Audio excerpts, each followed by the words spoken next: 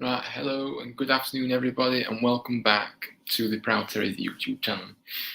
I'm really happy to be able to come back now and continue our YouTube videos, because we had a bit of a break. There were a few things going on, and I had a break from it really, so we didn't actually get to speak about the review of the whole season, but I'm sure we can move on from that and to really just focus on the new season now, really. So that's what we're going to do.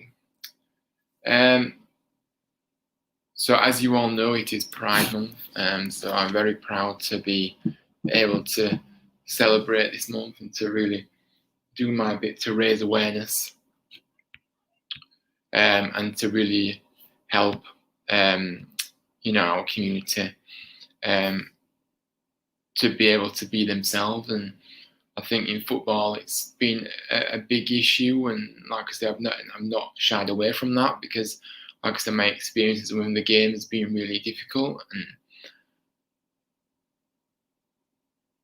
I feel like we're in a moment where, yes, we are slowly progressing, but the game is really bombarded with homophobia, in my opinion. And maybe that's a strong word, and maybe that's a bit of a dramatic word, but I feel like it is a big issue that isn't taken seriously enough, and it simply has to start being taken seriously, because ultimately it's making people stay away from football. It's making people not feel welcome at football, and that's not acceptable. That's not what football stands for. Football should be a place for everybody, but unfortunately it isn't. That's the reality at the moment, and that's what we have to that's what I do. I try my best to keep working hard, to keep pushing for change, and I'll always do that. So I want to obviously kind of go on about my experiences now, my challenges I faced growing up as gay and liking football, because I feel like it'll really educate others to be able to maybe relate to my experiences, and maybe inspire others to hear my journey, to hear my story, really. But also know that we do have a voice and we deserve a voice, and not allowing anybody to say that we don't have a voice in the game, because we do. So yeah, my experiences within the game, I mean, the language that's used on the terraces anyway is just awful at times. The words that you hear, it's amazing how much, it's amazing how how words can really hurt, and can really make you feel uncomfortable. Words are really powerful, and that's what I've kind of experienced over time. Hearing things that it's just not. It just doesn't make you feel great at all. And football, like I said, I've always said I love football, but I really don't like the atmosphere that surrounds football. And one day I hope that it will change, and it will. And like I said, there's small improvements being made every time, and I just believe that any progress is, of course, any progress is a positive, and we have, even though the progress isn't as quick as we'd like, it is actually still happening. So we have to, just be happy about that, but also just keep pushing and pushing, because ultimately we have to keep pushing to get the change that we really do want. So I'm going to obviously go on to another experience that I've had, kind of, being in football, going to games week in, week out. And that was a few years ago at the Huddersfield v Brighton match. Now, this was our dedicated Rainbow Laces fixture, which was, it started off really positive. We were in the programme. They had a really nice cover, rainbow cover. on the program. We was in the program, explain, and it started off all so positive, and unfortunately,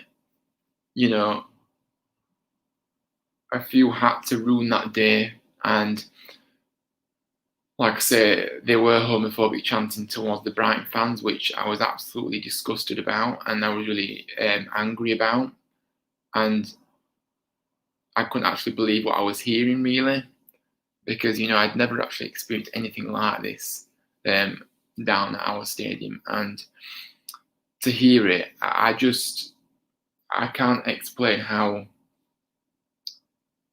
I can't explain how difficult it was that day. It was the most uncomfortable I've ever felt at a town game, which speaks volumes because I've been going for as long as I can remember. And this was the moment where I think, hang on a minute, this is where, a group like mine really does help, because it's standing up against things like this, and like I say, I was very, very close to leaving, and like I say, it carried on outside. I go past the away turnstiles to get back to my car, and there was still, conversations exchanged, and it's just really, really disappointing what happened on that day, and I have to accept that, it did make me feel very uncomfortable, and I was very close to leaving it, and like I say, had I been at the end where it was coming from, I probably would have left. And I know one of our members left the game earlier. But that's kind of an experience that I've had that, it's just not acceptable at all. And I feel like it's just brushed under the carpet a lot of the time, in terms of homophobia. I know Huddersfield Town was amazing. They tried their best to solve the issue. And unfortunately, all they can do is try, and we appreciate the support from the club because they've been absolutely outstanding. But what I kind of want to say as well next is, now obviously I've mentioned a few instances where, obviously the language that is used, you hear things and you just feel really uncomfortable surrounding that. I had an experience where I have my flag. I carry the Proud Terriers flag everywhere with me, and I had it out at one of the games. Now, obviously, I like to wave it around, and I got really stared at and laughed at, and people saying things under their breath, comments-wise, and that made me feel really uncomfortable as well. So that's another instance where I felt really out of place on the terraces. And ironically, a gentleman that was further down from us had just a Huddersfield Town flag, no rainbow or anything on it, and no one batted an eyelid in it. It was just like, wow, that's just unbelievable that, just because my groups, just because of who my group is and what I stand for, and it has rainbow, people can be so narrow-minded like that and just be horrible. It's just really, really difficult to speak about, and I have to accept that football is this way, and but ultimately, the work that I do continues and continues because I'm so passionate about it, and I'll never stop what I do. So that was kind of my experiences that I've kind of had. Obviously, not going into details of every single instance, because, like I said, I don't think that's, it probably opens people's eyes to how it maybe feels to be LGBTQ plus in the football world. But I feel like, obviously, I've had experiences at away games and things like that, and but these are all focused on the negatives, of course, and obviously we've had loads of positives. But I think the education part of it has to come from them negative experiences, because you don't necessarily, the positive things are absolutely fine. It's the negative things that have to be approved upon, and that's the reality, really. So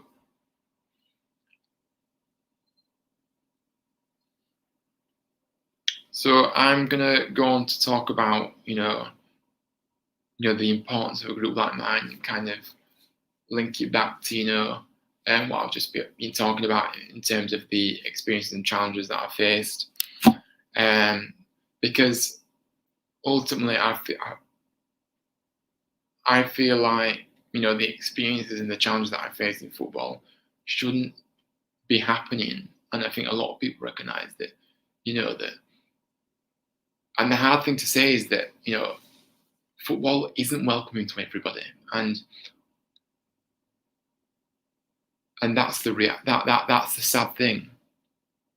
And that's what I'm trying to change. That's what I'm trying to improve. My experience at football, and obviously other people's experiences as well, because that means a lot to me as well. I mean, obviously with the COVID situation, not being in stadiums for quite a number of, quite a while, and obviously having that opportunity to, to go back in August now once the season starts again, I think that's going to be really difficult, if I'm honest with you, because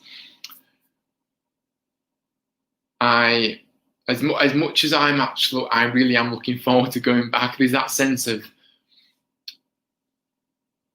I'm going to have to experience the same things that I experience week in, week out when I used to go to football. But I suppose that is what I really, really don't like about football. But I love football, the game football. But it's just the atmosphere that I absolutely can't stand, really, and the unwelcoming nature. And the sad reality of all this is that no one should ever feel scared to go somewhere. And my experience of going to football is, a fear of being scared, because not knowing what's going to happen in that moment and what people are going to say, and what, and what am I going to hear? It's all these things that,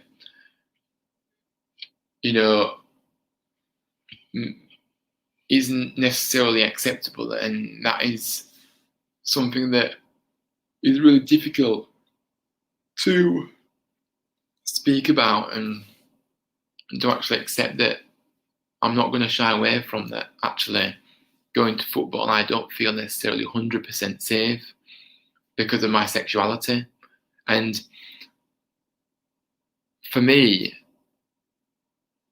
it's so upsetting that is the case. And I hope by me speaking about these things, and I hope that it helps somebody to be able to embrace who they are, and to really, really feel accepted, because the society that we live in isn't necessarily accepting, and that's the challenge of being LGBTQ plus in today's society. I know that we've come a long way, over the years, but I can only speak from my lifetime and from what I've experienced. And this, even though society may have improved, there's still a long way to go, and it's still by far anywhere near where it should be in this day and age. And by me, and like I say, I just want to educate people. I want to just speak out about my experience. I want to raise awareness. I just want to keep going and keep pushing for what I truly believe in. And that's what I'll always do. And that's what I pride myself on as well, just keep going. And because I'm so passionate about this, it's really important to me to be able to, speak openly and to help others as well.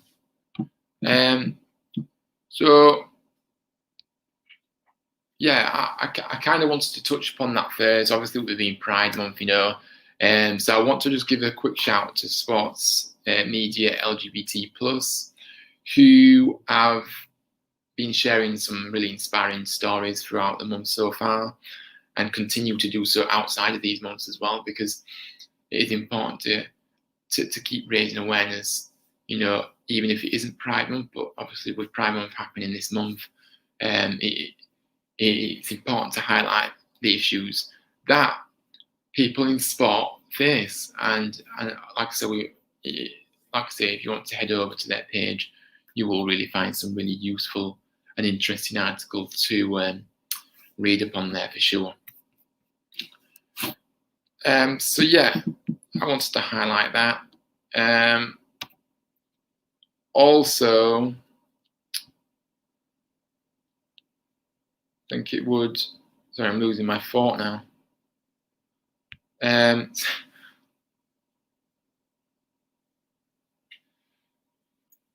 So yeah, that's kind of what I want to speak. That's what I've kind of come on to speak about.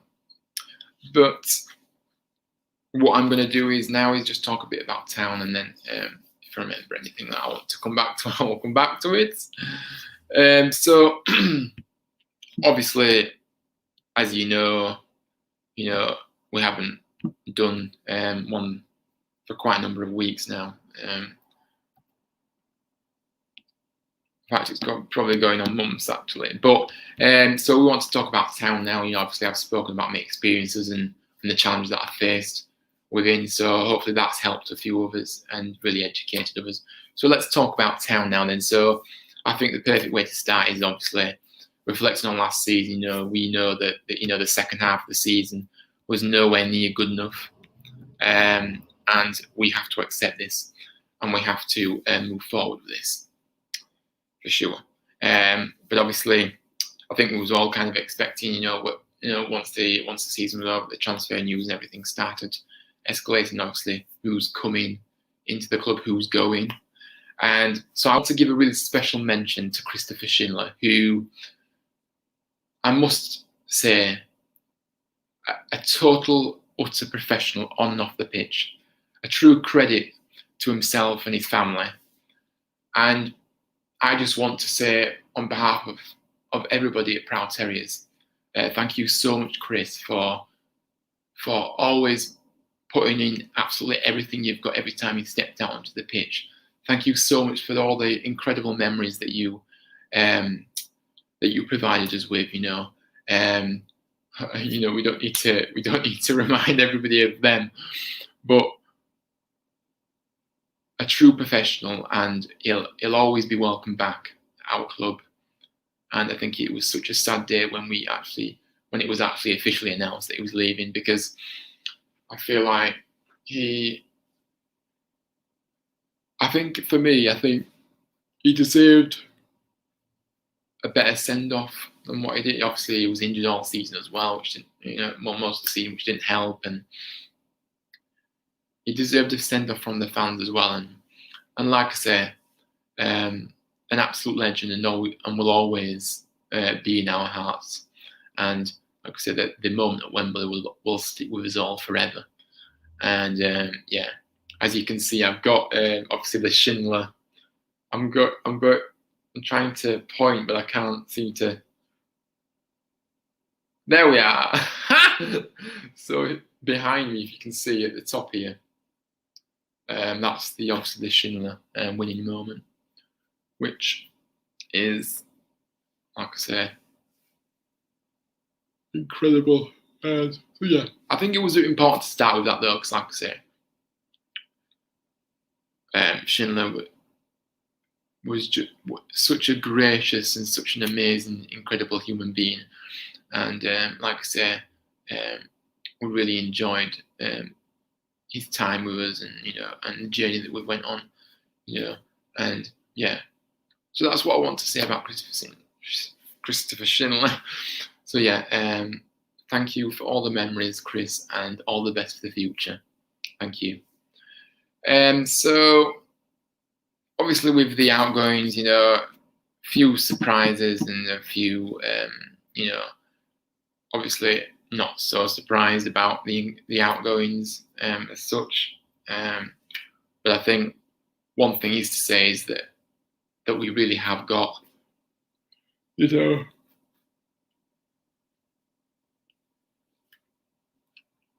we've got the recruitment side of it pretty good at the moment. I think we've improved. I think, like I say, it was clear in the second half of the season that last season that we needed more and better players to make a success of things, and for me, the feeling that I get now from the club is that they're really determined to give Carlos exactly that, really, and really back him. So obviously, let's talk about new signings now, and let's kind of see what we can come up with here. So obviously, we've made 5 signings so far. Matty Pearson from Luton Town, who is a centre back, and he has been a key player in helping Luton, get into the Championship, and then establishing themselves as a mid-table club. And a signing like that will really bring that extra solidity to the back line, which is what we need for sure. Because, like I say, we conceded so many goals last season. In fact, too many. And we have to improve upon that in the coming season for sure. Now, as it stands, I think he'll either play alongside Sarr and or Edmonds Green, so we'll see how that pans out. But I certainly think that signing was really positive from our perspective, because a really hard worker and a really really passionate player as well, and I think that's something that will help the team as well and really create that foundation that we needed, that was kind of missing last season in terms of feeling a bit like the negativity that surrounded some players' attitude and some players what they effort and things like that.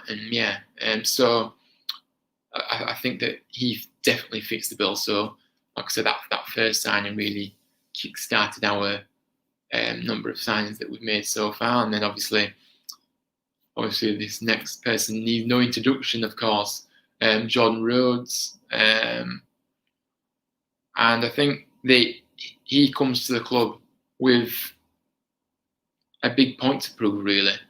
After obviously his time at Sheffield Wednesday,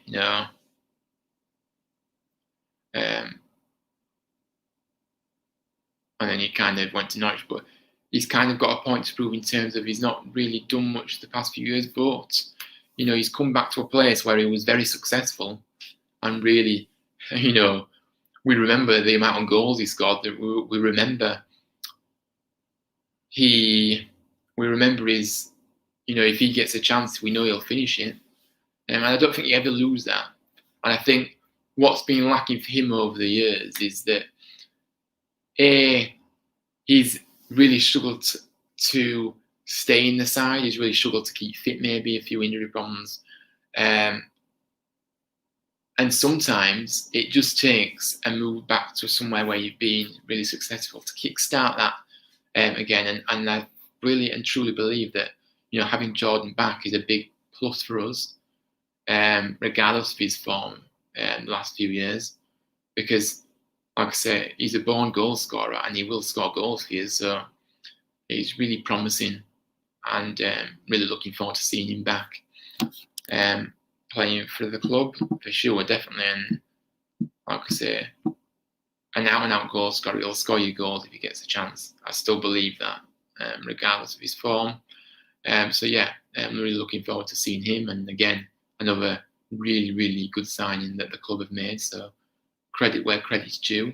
The business that has been made so far, and the timing of it as well, the earliness of it is so important for me, because I've always said, you're best getting your transfer business done as soon as possible and as early as possible. Don't leave it until the last minute, because that just causes problems in itself. So yeah, like I said, full credit to the club for acting and recognising that we needed to act quickly as well. So obviously our next signing, goalkeeper Lee Nichols, he comes from Milton Keynes, and obviously he's expected to start behind Ryan Schofield in the pecking order. Now, the club's stance is obviously they rate Nichols really highly, and actually they're saying that, we actually consider ourselves to have 2 number ones now. So, like I say, Ryan will be pushed, and it will be a competitive. It won't, like I say, that competitive edge. So Lee Nichols comes in, and again, a signing that was, he looks pretty solid goalkeeper, and he again challenging for the number 1 spot is always good. I think competition is always good in a squad because it keeps players on the toes. So for sure, that's another positive signing. Getting a goalkeeper in it early, which we needed. And then we went on to sign Ollie Turton from Blackpool, who he played. He played a really big part in Blackpool's promotion push. Promotion to the not push, promotion, and I think a lot of Blackpool fans, well, I can't speak for every Blackpool fan, but I don't think they're necessarily happy for letting him go. Now I may be wrong, but I think that he, like I say, he made a big impact, helping them to promotion just this season gone, and like I say, again, offering that reliable and experienced cover to Pieper at right back, which again, competition for places, and and then obviously it allows us to rotate at times if we need to as well. That's another thing. I think last season, obviously when we had loads of injuries, you look to the bench and you couldn't really see any backup in terms of, and no disrespect to people that was on the bench. I'm just saying it lacked real quality, and to have these players that have come in that will add to that quality and will add to what we've already got, that'll only help the squad, and that'll only help the results on the pitch as well, because you can bring players on to impact, and you can also rest a player in the first team, and then know that you've got someone just as reliable to come in and slot in and be really, really solid and strong. And then we signed Oxford United left back Josh Ruffles, and like I say, I know there was a lot of interest from various clubs for Josh, and I'm really glad that we secured his services, because again, someone that has really made a big impact at his respective club, and someone that can come in and can really challenge for a place and really make an impact on our side now. So yeah, again, another really, really promising signing. And I know that listening to the interviews from the players that have come in sound really positive. They speak well. They say the right things. They sound really passionate. Everything about them just is really positive from first impressions. So yeah, the club deserve definite credit for bringing these players in, because it's been, like I say, credit where credit's due. It's been a really challenging season or two for us, but we have to look forward now and see where we can go next season. Obviously, with the signings that we've made now as well, it really is promising, like I said to you earlier about that. And so now, obviously, Phil Hodgson made it clear that there were just 5 initial places for signings, for slots to be filled for signings. So we've made that 5 now. So now that kind of probably means that we can expect things to go quiet for a bit until 1 or 2 players are sold on, really.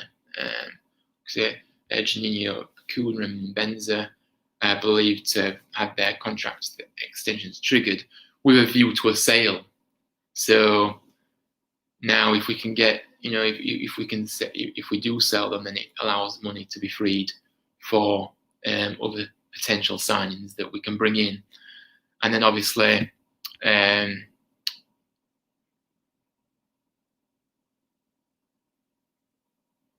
Lewis O'Brien, Pieper, and Harry Toffolo, probably players that will attract interest from other clubs as well. After their really impressive form for our club, let's be honest. Hello, Caden, how are you? You just missed the first opening half an hour, so if you do wish to go back and listen back to it, I would really appreciate that. But yeah, like I say, it'll go live after. It'll go onto our YouTube channel afterwards. So yeah. So like I say, if and when one or two of those players are sold, then we're in a direct position to replace them. And like I say, add extra players on top of that as well, because depending on how much we sell them for, we may be able to get a few in from one player being sent out. Sold on, sorry. I think personally that one things that we need is another centre back. Definitely, I think we need another centre back. There's no doubt about that. Creative midfielder, because like I said, we had Aitin, really gutted that it looks like he won't be coming back now. So, and like I say, I think we need a proven winger as well, and a target man type, to offer something different to Rhodes, like Danny Ward and Fraser Campbell.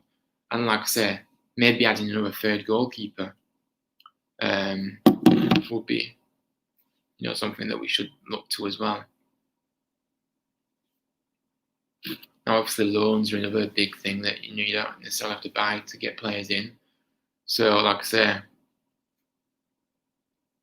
now if we could free some money up from the wages, then obviously we could potentially look to the Premier League for some loans, which, that would be really, really good.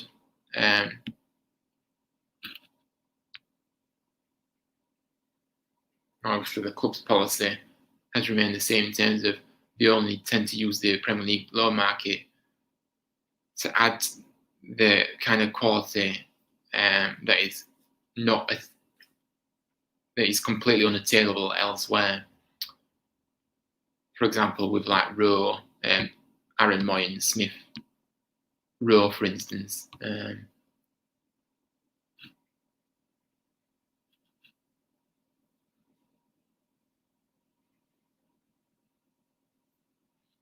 Obviously, that creative central midfielder is a must, I think, because I think we're really lacking that creativity.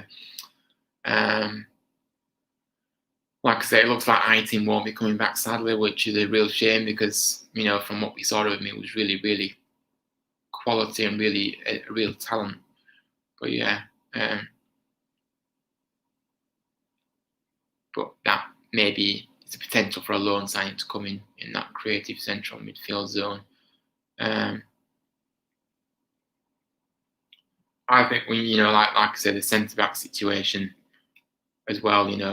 We need someone that can be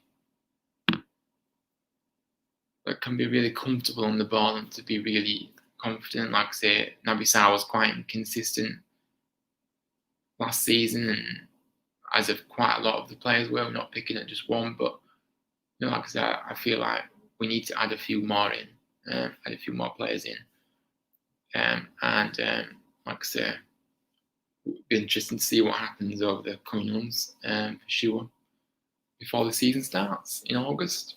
August the 7th, it's in the diary, and I know that the fixtures have been announced in 10 days, so happy days.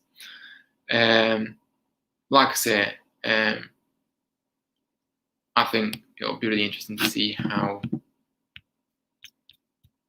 we shape up for next season. It's shaping up quite nicely, and like I say, it's really exciting to see what we can, achieve next season. So only time will tell with that. But I think the club have really done well, because I think they've created that bit of excitement again. Because obviously at the back of last season it was kind of just really, really negative, draining, disappointing views. But I think these signings have added a bit of optimism and a bit of positivity within the fan base, which is what we need, because like I say, it has been quite toxic, the fan base and like I say, I'm not, it's been really difficult to be a Town fan this past season or two, for sure. There's no denying that. But and the frustration of the fans, we feel that frustration. Everybody does, and we just want to see a team that we can be that can just give us something to shout about and to be and to be really proud of, if you could say so. But yeah. So that's it for today. I've kind of covered everything that I want to cover. The new Town shirt is coming out soon as well, which is, I'm really impressed with that with the home shirt that's just been launched. I can't wait to buy it, to be honest with you. And I think it's the best one that we've had in quite a number.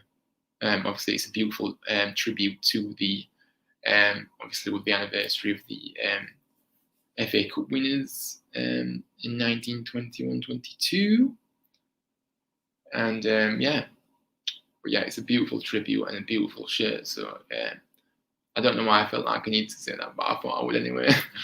I'm sure everyone else has got the view. If you want to comment on anything in this video, you can do by just commenting below, and let us know your thoughts on the new Town shirt, and just let us know any feedback you want. If you like I say, if you like this video, please like and share and subscribe to our channel. Like I say, we've been really grateful to be able to have this platform to have that social element and to really connect with our fans through this pandemic. Now going forward, obviously, once we do get back into the stadium and we get to go into games again, I don't know necessarily how we'll work this YouTube channel, but I do intend to create some more videos for sure in the future, and to see what happens. But like I said, we're not YouTubers. We're not. I'm not wanting to be YouTuber. I'm not wanting to be a YouTuber either. But I think it's important to be open about things and to educate others via this platform. So I think going forward, it'd be good to get some really interesting episodes that people can relate to and people can be educated about, and to be empowered by, and feel and to be like I say, really. I just want people to be empowered by my story and by the group. So not really thought about specifics yet, but watch this space. And so thank you everybody for tuning in, and I will speak to you all soon. Thank you very much. Take care everyone. Bye bye.